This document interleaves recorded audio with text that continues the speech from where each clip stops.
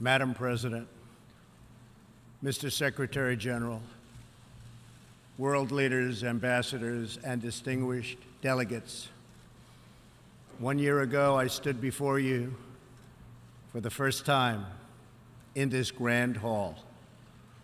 I addressed the threats facing our world, and I presented a vision to achieve a brighter future for all of humanity. Today, I stand before the United Nations General Assembly to share the extraordinary progress we've made. In less than 2 years, my administration has accomplished more than almost any administration in the history of our country. America's so true.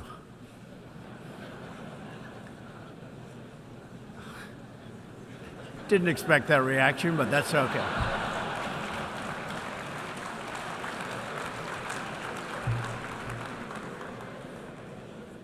America's economy is booming like never before. Since my election, we've added $10 trillion in wealth. The stock market is at an all-time high in history, and jobless claims are at a 50-year low. African American, Hispanic American, and Asian American unemployment have all achieved their lowest levels ever recorded. We've added more than 4 million new jobs, including 500,000 manufacturing jobs. We have passed the biggest tax cuts and reforms in American history. We've started the construction of a major border wall, and we have greatly strengthened border security. We have secured record funding for our military, $700 billion this year, and $716 billion next year. Our military will soon be more powerful than it has ever been before. In other words, the United States is stronger, safer, and a richer country than it was when I assumed office less than 2 years ago.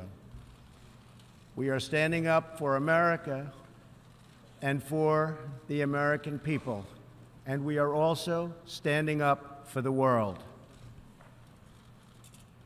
This is great news for our citizens and for peace-loving people everywhere. We believe that when nations respect the rights of their neighbors and defend the interests of their people, they can better work together to secure the blessings of safety, prosperity, and peace. Each of us here today is the emissary of a distinct culture, a rich history, and a people bound together by ties of memory, tradition, and the values that make our homelands like nowhere else on earth. That is why America will always choose independence and cooperation over global governance, control, and domination. I honor the right of every nation in this room to pursue its own customs, beliefs, and traditions. The United States will not tell you how to live or work or worship. We only ask that you honor our sovereignty in return. From Warsaw to Brussels to Tokyo to Singapore, it has been my highest honor to represent the United States abroad. I have forged close relationships and friendships and strong partnerships with the leaders of many nations in this room, and our approach has always yielded incredible change. With support from many countries here today, we have engaged with North Korea to replace the specter of conflict with a bold and new push for peace. In June, I traveled to Singapore to meet face-to-face with North Korea's leader, Chairman Kim Jong-un. We had highly productive conversations and meetings, and we agreed that it was in both countries' interest to pursue the denuclearization of the Korean Peninsula. Since that meeting, we have already seen a number of encouraging measures that few could have imagined only a short time ago. The missiles and rockets are no longer flying in every direction. Nuclear testing has stopped. Some military facilities are already being dismantled. Our hostages have been released, and as promised, the remains of our fallen heroes are being returned home to lay at rest in American soil. I would like to thank Chairman Kim for his courage and for the steps he has taken, though much work remains to be done. The sanctions will stay in place until denuclearization occurs. I also want to thank the many member states who helped us reach this moment, a moment that is actually far greater than people would understand, far greater, but for also their support and the critical support that we will all need going forward. Special thanks to President Moon of South Korea, Prime Minister Abe of Japan, and President Xi of China. In the Middle East, our new approach is also yielding great strides and very historic change. Following my trip to Saudi Arabia last year, the Gulf countries opened a new center to target terrorist financing. They are enforcing new sanctions, working with us to identify and track terrorist networks, and taking more responsibility for fighting terrorism and extremism in their own region. The UAE, Saudi Arabia, and Qatar have pledged billions of dollars to aid the people of Syria and Yemen, and they are pursuing multiple avenues to ending Yemen's horrible, horrific civil war. Ultimately, it is up to the nations of the region to decide what kind of future they want for themselves and their children. For that reason, the United States is working with the Gulf Cooperation Council, Jordan, and Egypt to establish a regional strategic alliance so that Middle Eastern nations can advance prosperity, stability, and security across their home region. Thanks to the United States military and our partnership with many of your nations, I am pleased to report that the bloodthirsty killers known as ISIS have been driven out from the territory they once held in Iraq and Syria. We will continue to work with friends and allies to deny radical Islamic terrorists any funding, territory, or support, or any means of infiltrating our borders. The ongoing tragedy in Syria is heartbreaking. Our shared goals must be the de-escalation of military conflict, along with a political solution that honors the will of the Syrian people. In this vein, we urge the United Nations-led peace process be reinvigorated. But rest assured, the United States will respond if chemical weapons are deployed by the Assad regime. I commend the people of Jordan and other neighboring countries for hosting refugees from this very brutal civil war.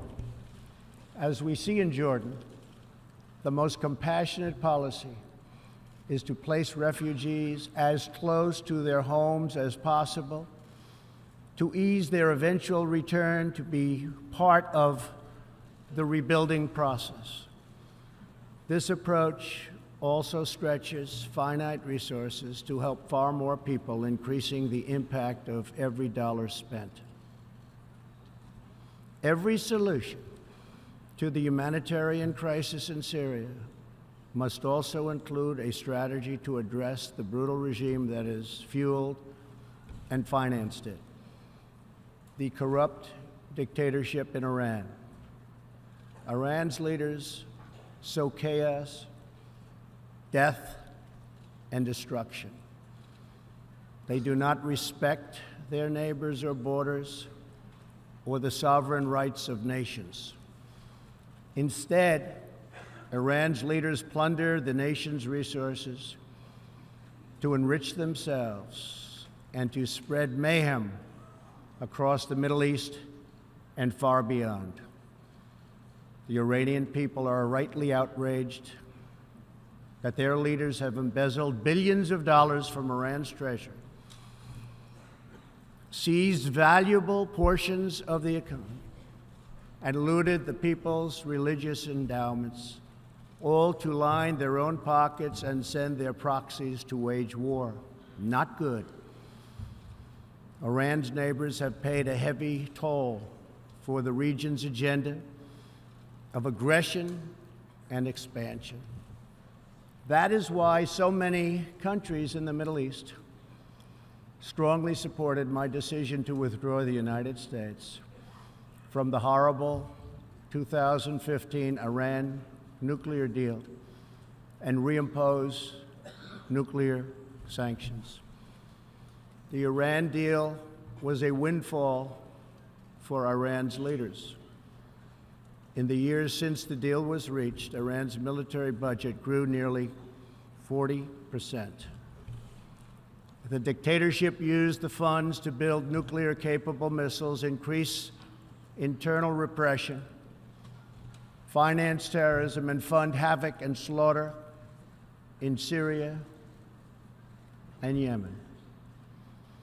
The United States has launched a campaign of economic pressure to deny the regime the funds it needs to advance its bloody agenda. Last month, we began reimposing hard-hitting nuclear sanctions that have been lifted under the Iran deal. Additional sanctions will resume November 5th, and more will follow. And we are working with countries that import Iranian crude oil to cut their purchases substantially. We cannot allow the world's leading sponsor of terrorism to possess the planet's most dangerous weapons. We cannot allow a regime that chants death to America and that threatens Israel with annihilation to possess the means to deliver a nuclear warhead to any city on earth. Just can't do it. We ask all nations to isolate Iran's regime as long as its aggression continues. And we ask all nations to support Iran's people as they struggle to reclaim their religious and righteous destiny. This year, we also took another significant step forward in the Middle East in recognition of every sovereign state to determine its own capital. I moved the U.S. Embassy in Israel to Jerusalem. The United States is committed to a future of peace and stability in the region, including peace between the Israelis and the Palestinians. That aim is advanced, not harmed, by acknowledging the obvious facts. America's policy of principled realism means we will not be held hostage to old dogmas, discredited ideologies, and so-called experts who have been proven wrong over the years, time and time again. This is true not only in matters of peace, but in matters of prosperity. We believe that trade must be fair and reciprocal. The United States will not be taken advantage of any longer. For decades, the United States opened its economy, the largest by far on earth, with few conditions. We allowed foreign goods from all over the world to flow freely across our borders. Yet, other countries did not grant us fair and reciprocal access to their markets in return. Even worse, some countries abused their openness to dump their products, subsidize their goods, target our industries, and manipulate their currencies to gain unfair advantage over our country. As a result, our trade deficit ballooned to nearly $800 billion a year. For this reason, we are systematically renegotiating broken and bad trade deals. Last month, we announced a groundbreaking U.S.-Mexico trade agreement. And just yesterday, I stood with President Moon to announce the successful completion of the brand new U.S.-Korea trade deal. And this is just the beginning. Many nations in this hall will agree that the world trading system is in dire need of change. For example, countries were admitted to the World Trade Organization that violate every single principle on which the organization is based. While the United States and many other nations play by the rules, these countries use government-run industrial planning and state-owned enterprises to rig the system in their favor. They engage in relentless product dumping, forced technology transfer, and the theft of intellectual property. The United States lost over 3 million manufacturing jobs, nearly a quarter of all steel jobs, and 60,000 factories after China joined the WTO. And we have racked up $13 trillion in trade deficits over the last 2 decades. But those days are over. We will no longer tolerate such abuse.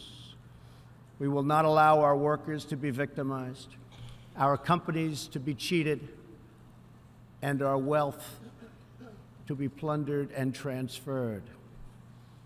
America will never apologize for protecting its citizens. The United States has just announced tariffs on another $200 billion in Chinese-made goods, for a total so far of $250 billion. I have great respect and affection for my friend, President Xi, but I have made clear our trade imbalance is just not acceptable. China's market distortions and the way they deal cannot be tolerated. As my administration has demonstrated, America will always act in our national interests. I spoke before this body last year and warned that the UN Human Rights Council had become a grave embarrassment to this institution, shielding egregious human rights abusers while bashing America and its many friends. Our ambassador to the United Nations, Nikki Haley, laid out a clear agenda for reform, but despite reported and repeated warnings, no action at all was taken. So the United States took the only responsible course. We withdrew from the Human Rights Council, and we will not return until real reform is enacted. For similar reasons, the United States will provide no support in recognition to the International Criminal Court. As far as America is concerned, the ICC has no jurisdiction, no legitimacy, and no authority. The ICC claims near universal jurisdiction over the citizens of every country, violating all principles of justice, fairness, and due process. We will never surrender America's sovereignty to an unelected, unaccountable global bureaucracy. America is governed by Americans. We reject the ideology of globalism, and we embrace the doctrine of patriotism. Around the world, responsible nations must defend against threats to sovereignty, not just from global governments, but also from other new forms of coercion and domination. In America, we believe strongly in energy security for ourselves and for our allies. We have become the largest energy producer anywhere on the face of the earth. The United States stands ready to export our abundant, affordable supply of oil, clean coal, and natural gas. OPEC and OPEC nations are, as usual, ripping off the rest of the world. And I don't like it. Nobody should like it. We defend many of these nations for nothing, and then they take advantage of us by giving us high oil prices. Not good. We want them to stop raising prices. We want them to start lowering prices, and they must contribute substantially to military protection from now on. We are not going to put up with it, these horrible prices, much longer. Reliance on a single foreign supplier can leave a nation vulnerable to extortion and intimidation.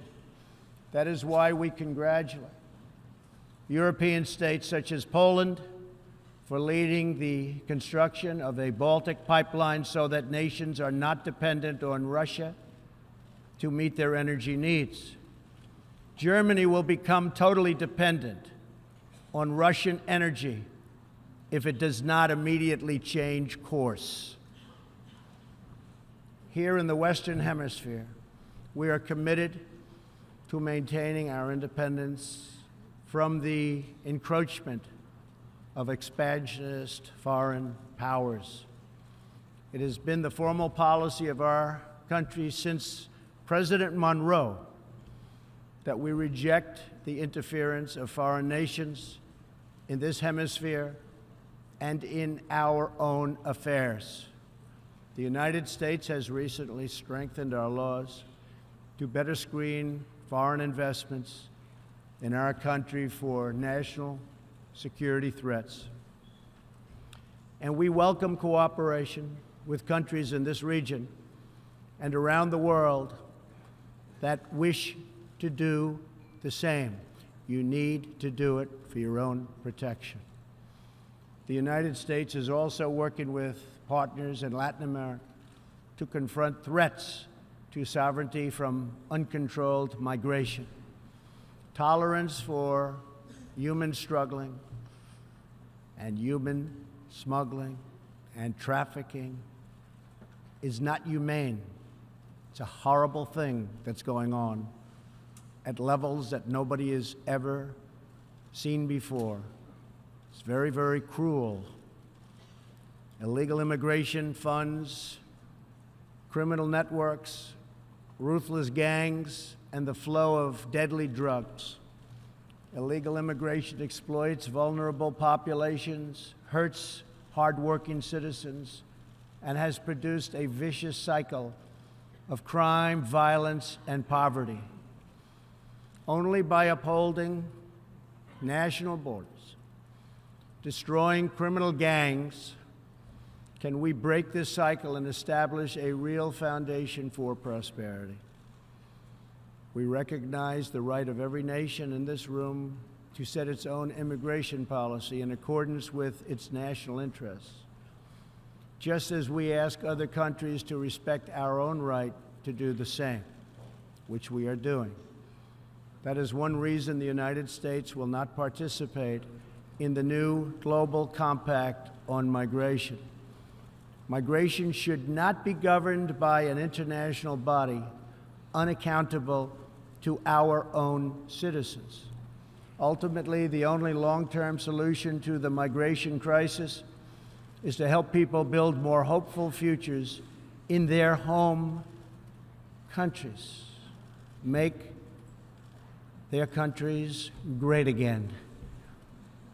Currently, we are witnessing a human tragedy, as an example, in Venezuela, More than 2 million people have fled the anguish inflicted by the socialist Maduro regime and its Cuban sponsors. Not long ago, Venezuela was one of the richest countries on earth. Today, socialism has bankrupted the oil-rich nation and driven its people into abject poverty. Virtually everywhere socialism or communism has been tried, it has produced suffering, corruption, and decay. Socialism's thirst for power leads to expansion, incursion, and oppression. All nations of the world should resist socialism and the misery that it brings to everyone. In that spirit, we ask the nations gathered here to join us in calling for the restoration of democracy in Venezuela. Today, we are announcing additional sanctions against the repressive regime, targeting Maduro's inner circle and close advisors.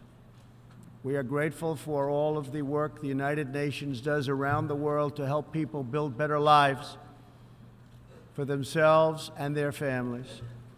The United States is the world's largest giver in the world, by far, of foreign aid. But few give anything to us. That is why we are taking a hard look at U.S. foreign assistance. That will be headed up by Secretary of State Mike Pompeo. We will examine what is working, what is not working, and whether the countries who receive our dollars and our protection also have our interests at heart.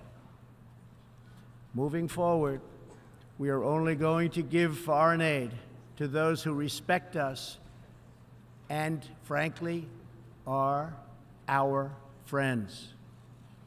And we expect other countries to pay their fair share for the cost of their defense.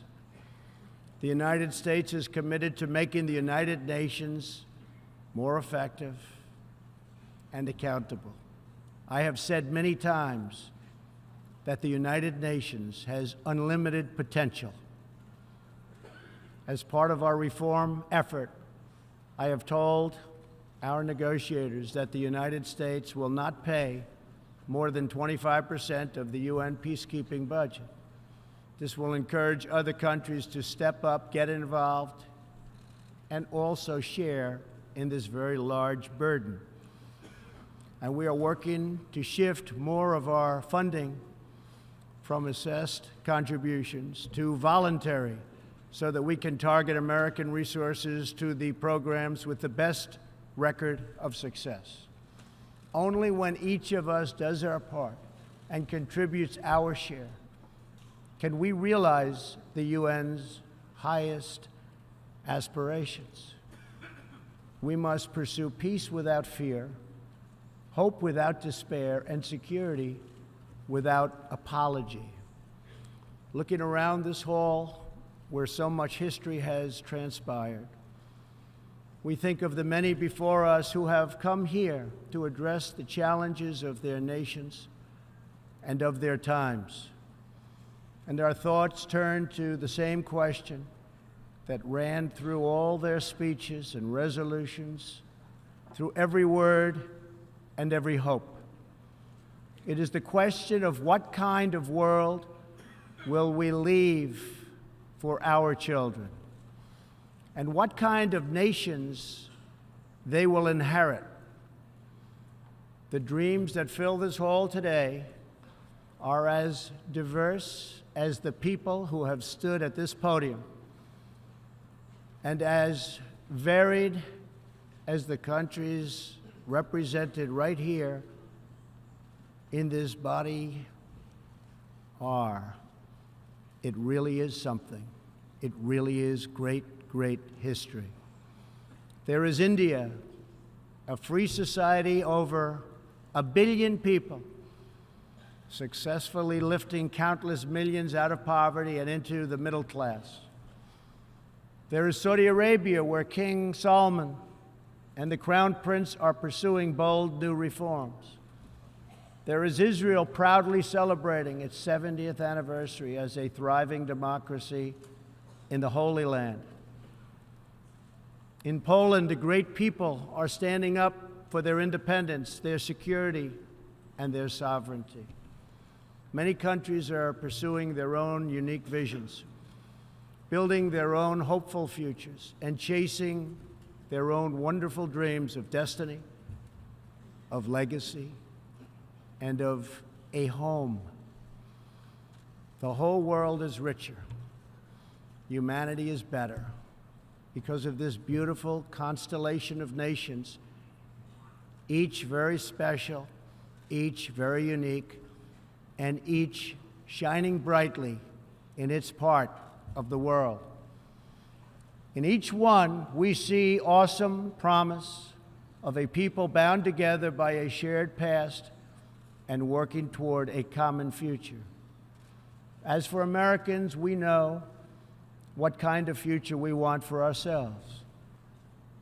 We know what kind of a nation America must always be. In America, we believe in the majesty of freedom and the dignity of the individual.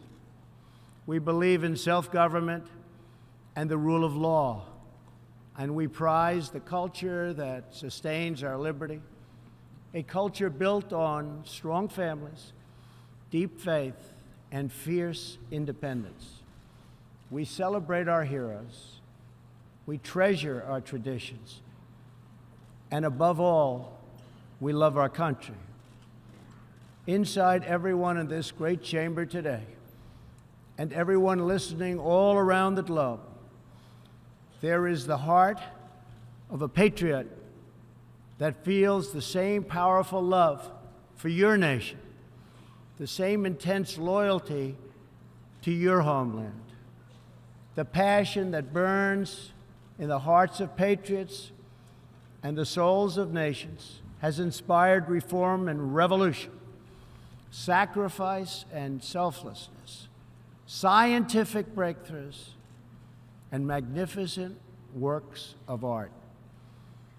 Our task is not to erase it, but to embrace it, to build with it, to draw on its ancient wisdom, and to find within it the will to make our nations greater, our region safer, and the world better. To unleash this incredible potential in our people, we must defend the foundations that make it all possible. Sovereign and independent nations are the only vehicle where freedom has ever survived, democracy has ever endured, or peace has ever prospered. And so we must protect our sovereignty and our cherished independence above all. When we do, we will find new avenues for cooperation unfolding before us. We will find new passion for peacemaking rising within us. We will find new purpose, new resolve, and new spirit flourishing all around us, and making this a more beautiful world in which to live. So together, let us choose a future of patriotism, prosperity, and pride. Let us choose peace and freedom over domination and defeat. And let us come here to this place to stand for our people and their nations, forever strong, forever sovereign, forever just, and forever thankful for the grace and the goodness and the glory of God. Thank you, God bless you, and God bless the nations of the world. Thank you very much. Thank you.